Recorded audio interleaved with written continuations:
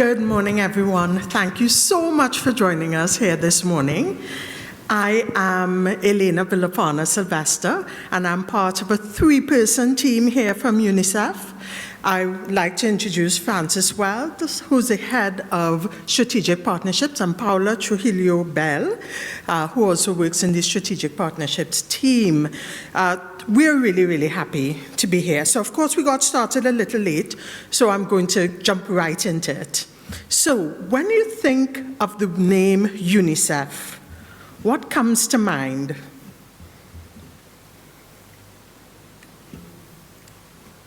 Any thoughts? Helping children. Helping children. Any other thoughts? Yeah, well, you're absolutely right.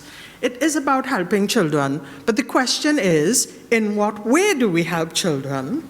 Well, perhaps you think about it in terms of how we help children with nutrition. Do you know that at least 1 in 3 children under 5 is affected by malnutrition in its most visible form: stunting, wasting, and overweight? UNICEF works to prevent all forms of malnutrition by improving children's and women's access to nutritious, safe, affordable, and sustainable diets. Or maybe you think about our work in early childhood education, in which UNICEF works with parents, governments, and other partners to make sure children get the nutrition and early education they need to ensure they get the best start and lay the foundations for a lifetime of learning and growth. Maybe it's climate protection, climate action, or mental health, or hand hygiene for all. Hand hygiene is one of the areas that I'm really passionate about, because if you look at our neighbors, right here in the Pacific, UNICEF has blanketed Vanuatu with WASH programs in which we actually teach children the importance of washing their hands daily with soap. And I want to emphasize the words daily and soap, because those are integral and fundamental to hand hygiene. Children on the move, children that are displaced for a number of reasons, or water security. Could you imagine that right now there are over 450 million children living in areas of extreme water vulnerability without access to safe water, putting their health, nutrition, education, and futures at risk? But you're probably wondering, why does UNICEF do all this? Well, it's because UNICEF is mandated by the United Nations to advance the rights of children. It is our responsibility to achieve results for children from the time a mother is pregnant with a child through their adolescence. So, we talk about adolescence. Let's see how UNICEF impacts adolescents.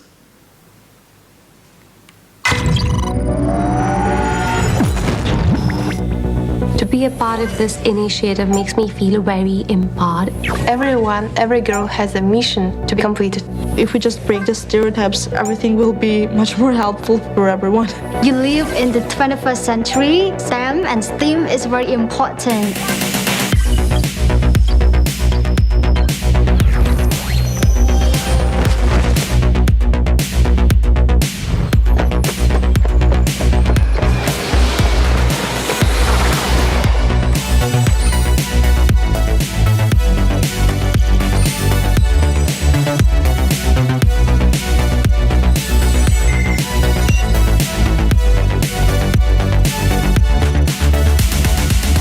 We came together and we said, let's unite and convene the gaming industry, the tech industry, ecosystem builders to serve the interest of adolescent girls everywhere. Gender equality is really important for sustainable development and especially also engaging adolescent girls because adolescent girls have often been left out, not included in especially the STEM sector, and giving them the skills and opportunities to be part of the solution. We can help shape capabilities that is useful both in their life skills but also for whatever future career or future they're looking into.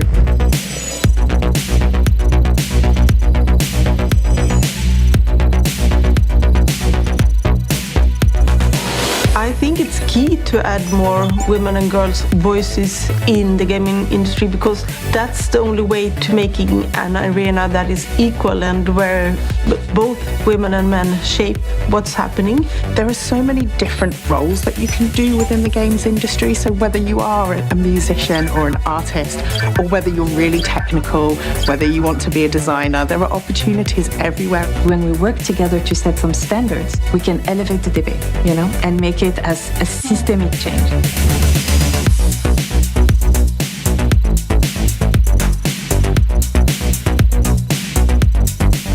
Having industry specialists as our mentors is one of the best things that has ever happened to me. I had interviews with tech women, with aerospace engineers from Uzbekistan. They teach us to think and go by any creative ways and to keep up all the STEM fields and to generate something new. In 10 years, I will be maybe facilitating other girls and supporting them. I definitely want to progress in the esports industry. I'm really interested in neuroscience and technology. I see myself as a computer scientist and also like a problem solver in my community. What we believe is by investing in the girls today, they will become the coders, developers, the women leaders of tomorrow.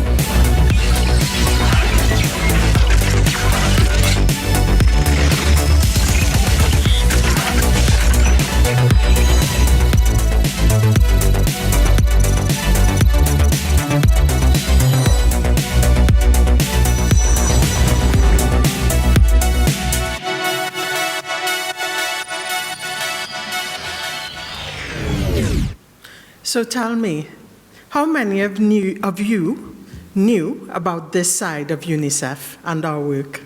No one. And that's exactly the reason that we're here today and excited to share the breadth and depth of the work that UNICEF does all around the globe, making an impact for children. So as the video shows, UNICEF works to give every child an opportunity to thrive. Game Changers Coalition is a bold and transformative industry movement for diversity and inclusion in tech and STEAM, with adolescent girls driving the change and tech companies changing the game. Can you imagine that every year, adolescent girls and young women in low and middle-income countries miss out on $15 billion in economic opportunities due to the digital gender gap? Our research shows that within the gaming industry, less than a quarter of the workforce are women. Is this the same in New Zealand? Yet, girls represent about 50% of the world's gamers. Innovative approaches, co-created with and for girls and in partnership with the tech and gaming industries, can dramatically shift the needle in building a more inclusive digital environment for adolescent girls. But that's not all.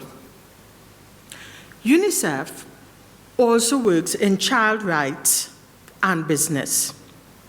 So why do we focus on child rights and business?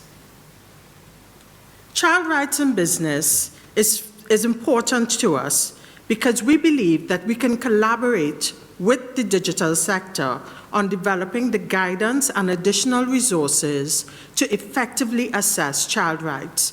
Now, for those of you who are in the gaming industry, I'm sure you know far better than I do about the changing environment in terms of regulations. Under the UN Guiding Principles on Business and Human Rights and the Children's Rights and Business Principles, businesses have a responsibility to identify, assess, and address relevant human rights risks, including risks to children's rights. With respect to the digital environment, a rapidly evolving landscape and the emergence of new technologies has changed the nature and severity of actual and potential child's rights risks relating to business activities. In response, UNICEF has initiated a project to assist the current child's rights impact assessment landscape in relation to digital business activities and develop new guidance to support robust implementation going forward. We're working for you. Guidance and additional resources on how to effectively assess child rights will be particularly important as the regulatory environment evolves.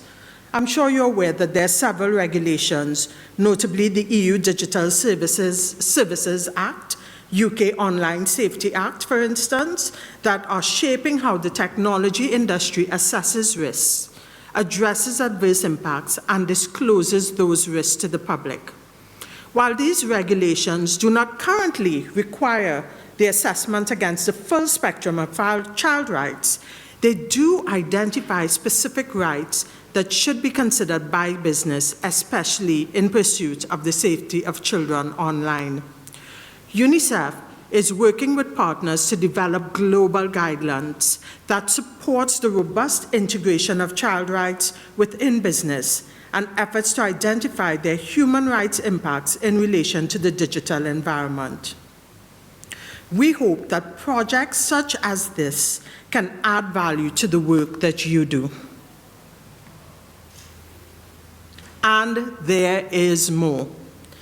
In addition, UNICEF works with global thought leaders, universities, and organizations to research and analyze the current environment and make recommendations for the future.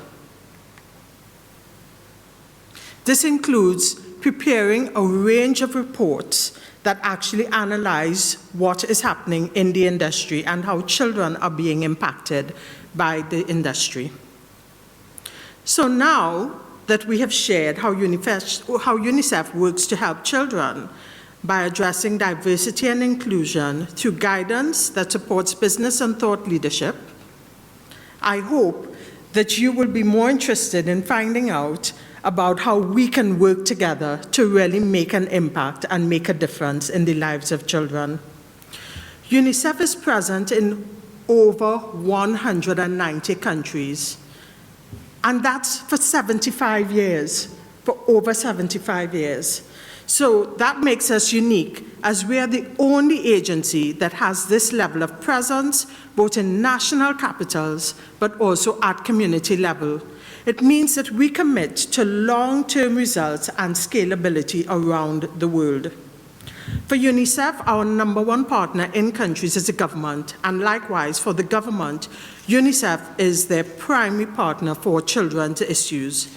We work closely with them every day, shaping policies, developing budgets, and planning programs to directly support children in their country.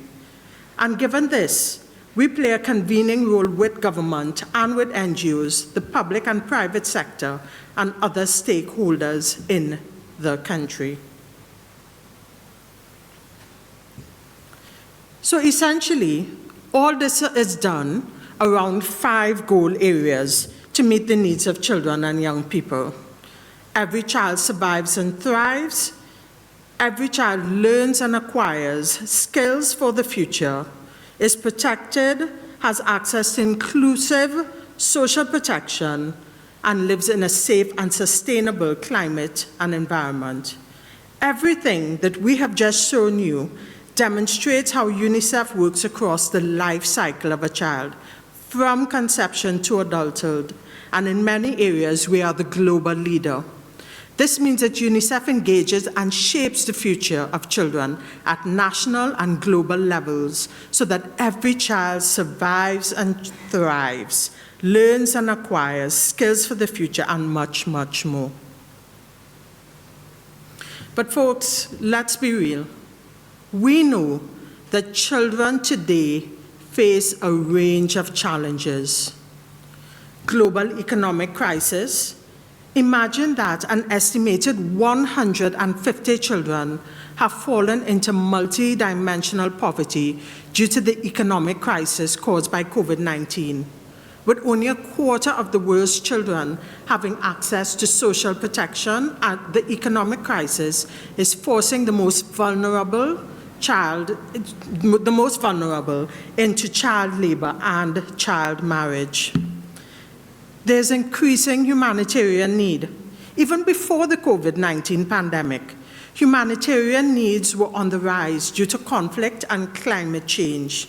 Today, 1 in 33 people worldwide need humanitarian assistance and protection, the highest number in decades. Responding to these growing humanitarian crises requires us not just to meet children's immediate needs, we also need to meet and help communities to develop stronger systems so that they are more resistant to future risks. And how can we do that? In spite of all these challenges, we can do that together by reimagining education. As you probably already know, more children lost access to education in 2020 than in any other year in history. At the peak of the COVID-19 pandemic, 90% of the world's students were out of school. That's 1.6 billion children. Our vision is to end the learning crisis by enabling every child and young person, 3.5 billion by 2030, to access world-class digital learning solutions which build the skills they need to leapfrog to a brighter future. We can shape the future by providing skills and employability. Investing in social and economic growth and development means investing in children and young people. We need to provide flexible learning opportunities for children that integrate life skills and key skills for the workplace, such as digital skills. UNICEF is uniquely positioned to work towards an ambitious agenda. Through these initiatives, we all stand to benefit. We know that partners and donors like you count on us to transform the funds you provide into effective action for children, and we believe that we can work together to achieve the greatest impact for children. I'd like to close by just showing you this video that tells you in a short form what the impact or how hard we work for children. Unreasonable. It's how you have to be if you want to change things. Relentless. Tenacious. The world's children need people like that. People who see impossible as incentive to try harder. Who find one good reason to keep going in the face of 1,000 reasons to stop.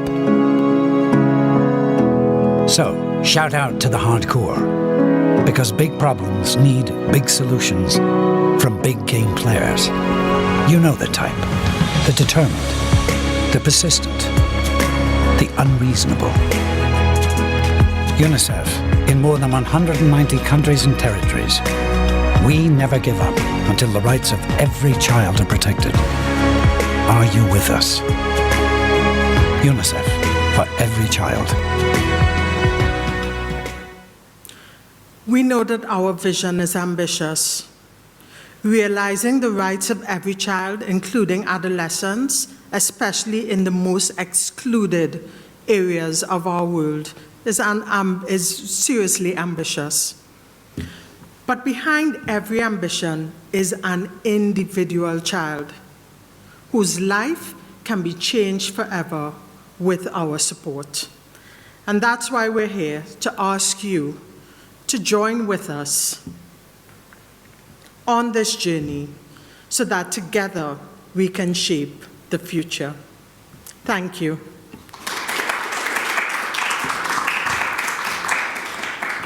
So I would now like to ask Fran if she could join me in front, and we will open the floor for questions.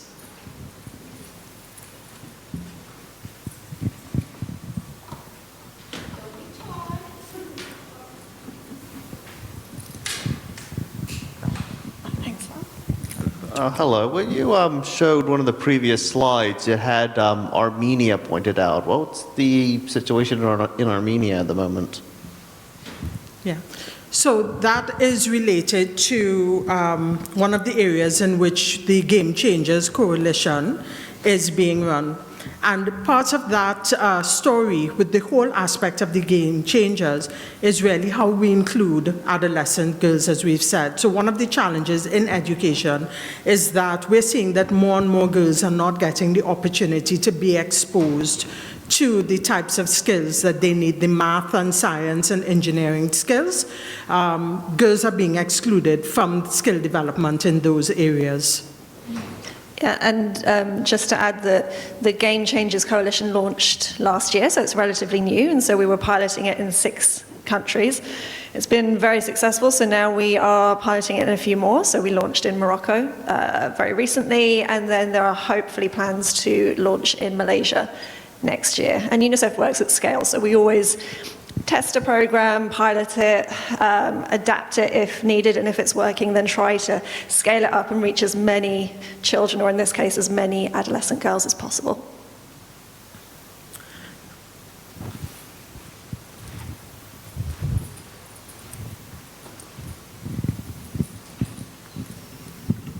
Hi, thanks very much for the talk.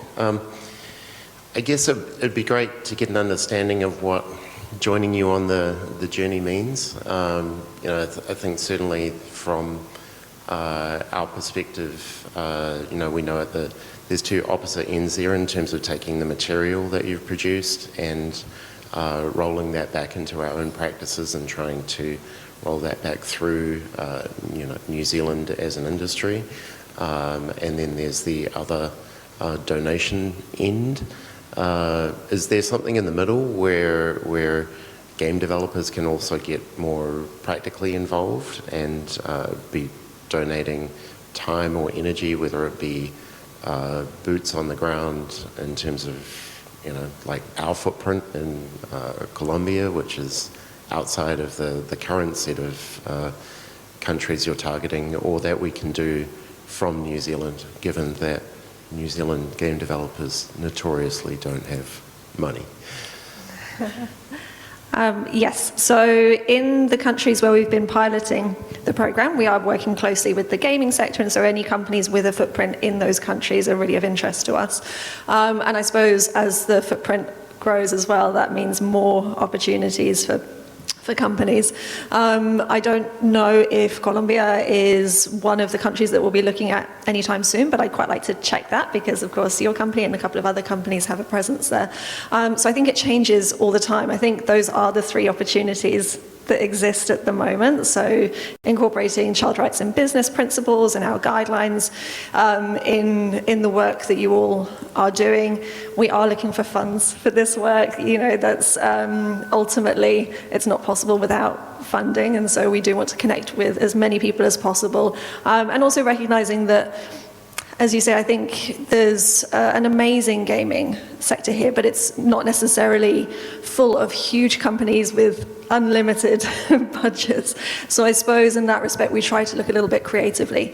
Are there a number of companies that want to come together and form a New Zealand coalition where we look at funding and then ways potentially to share skills and expertise and to feed into the program? I could see kind of our dream or our ideal would be working together in all of those ways, because the sum would be so much greater than its parts. And I do see there's a big opportunity for companies in New Zealand to get involved in this work. Yeah. I'd like to add that when we talk about joining us on this journey, you can join us on this journey as an individual. You can join us on this journey as a company. You can join us on this journey in terms of a long-term partnership. There are just a variety of ways in which we can work together. What we are really trying to align with here is to first to let you all know about what we do, and then secondly, for us to open the door for us to have future conversations about what are the ways in which we can possibly work together. So is there an opportunity for us to expose you to some of the existing programs that we have? Is there an opportunity for your organization to get involved in some of the initiatives and studies that UNICEF is conducting?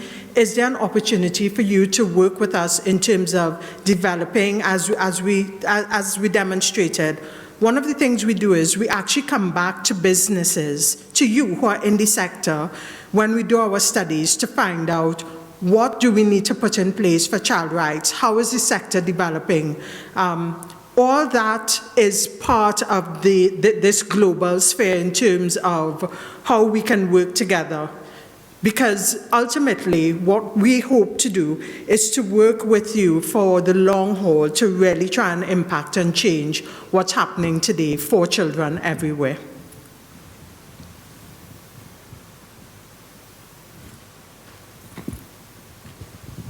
I think this is just all the time we have. There's one more question, so.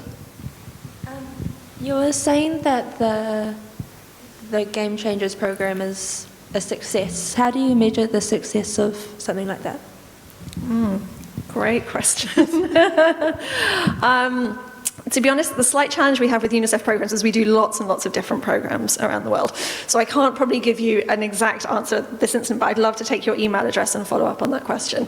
But I know we always have monitoring and evaluation frameworks. We get our baseline data before every single program runs. We have programmatic experts who are experts in their field who design the program. We test the program. Before we test it, we run the baseline data, and then afterwards we're evaluating as well to check if, in this instance, it will be our girls developing the skills that are really needed for these careers in the future. And then also that more long-term research as well to see if it actually is opening doors to the careers that, we want to open the doors to.